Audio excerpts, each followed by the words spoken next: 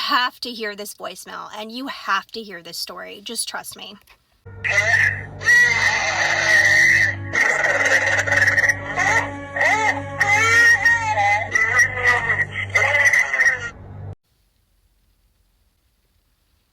What the fuck was that? This is the strange, bizarre case of Henry McCobb. Henry was born in Liberia in 1984. Shortly after that, he came to the U.S. because of the wars going on in Liberia. He worked at the Department of Revenue there in Minnesota, where he lived. He was married to his wife, Corinne, and they had 2 children. He was super interested in politics, and not only politics, but Liberian politics. He was deep into that. September 6, 2015, Henry ended up going out to the clubs with an acquaintance. And this is a very weird thing, because they weren't really friends. They knew each other from people, and they knew the same people at the clubs that they were with, so they were kind of together. They arrived there together. It was kind of a weird situation, but they didn't know each other super well. And they did end up leaving together in the same car about 2 a.m. Henry tells this acquaintance, I don't want to be dropped off at home. I want to be dropped off at this gas station that's near my home. So this person drops Henry off. We see on CCTV footage of him, what we believe to be Henry, walking away from the car. He doesn't look super intoxicated or anything. He is pretty normal at this time. Later, the acquaintance figures out that Henry left his keys and his wallet in his car. So if Henry did make it home, there was no way of getting inside. Corinne was pretty much on the phone all night, on and off with Henry, and then on and off with his brothers, because Henry was calling Corinne and they were kind of arguing, but Henry was acting super weird towards the end of the night. Like, very strange, and so Corinne would hang up and call his brothers to be like, something is wrong with Henry. Then at about 2:23, we get this infamous voicemail. This voicemail came because Corinne was on the phone with Henry, and she 3-way called his brother, who did not answer. So that is where this voicemail and this recording of Henry comes in. It is wild. There is like animalistic noises. There is like almost like predator noises. Henry at one point says that he thinks he's been shot, and he's screaming, and it sounds like almost gargling. It's the weirdest voicemail I've ever heard in my life. It sounds like pain, and it also sounds supernatural in some way. I don't know how to describe it.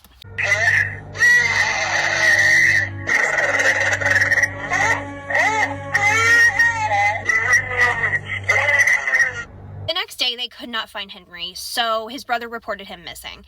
And there were searches done all around, and they talked to that acquaintance who had told them the wrong gas station. So that did delay the investigation quite a bit. But they looked all around and could not find Henry. He just had vanished. His phone pings didn't make sense. Nothing about it made any sense at all. November 2nd, someone who was canoeing saw something floating in the river, and it ended up being Henry's body. This was out in Rush Lake, and the body had been there for a while.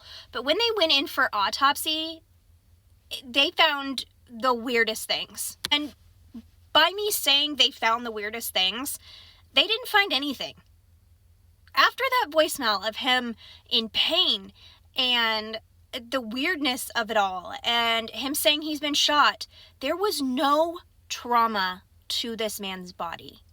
It ended up being where he just was listed as a drowning. After all of that, just a drowning. There's no effing way. Police suspected that he just walked off. Maybe he was intoxicated or someone slipped him something, and he just walked into this wooded area and fell into the river and drowned. Henry did have his phone, and this is some strange movements here. The same number was dialed 24 times on September 7th at about like 3 a.m. in the morning. And again on the 9th and the 10th. Now, let's remember, he went missing on the 6th. He supposedly walked all that way and drowned on the 6th. So how did he call all of those times after he drowned. His phone was found in his right pocket, and the battery pack for the phone was found in his left pocket, completely separate. Now, there is a lot of theories on what happened to Henry McCobb. You could go down Reddit hole after Reddit hole of just information, but what I will say is there's some big theories in this. One is that he got caught up in Liberian politics or politics in general, and someone did something to him because of that. The foul play theory in this is pretty strong because of that voicemail. There is what people believe to be a very clear voice of someone else on that voicemail. And people have analyzed it, and that's what they believe. The second theory is that his wife either did it or something was involved.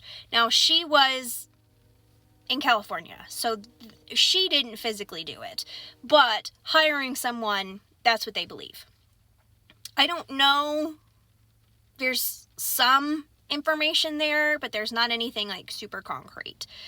But those are the two most popular things. Also, the third being that he just wandered off and succumbed to the elements, and it's just a strange disappearance and strange thing.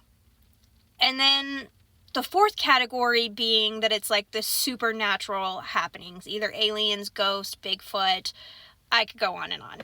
Oh, and then other people believe that maybe it was that acquaintance that he was with, which, I mean, I could kind of see since he had his wallet and his keys, like, that's a little fishy, but there's not a lot of evidence on the body that anything had happened. So what was with that voicemail? What the hell happened to Henry in those times? Because that is the weirdest email I've ever heard in my whole entire life. This is one of the cases that literally I spiral and spiral and spiral on because it doesn't make sense. It doesn't make any sense. You have this voicemail that is the weirdest thing in the whole entire world, and then you have just an accidental drowning.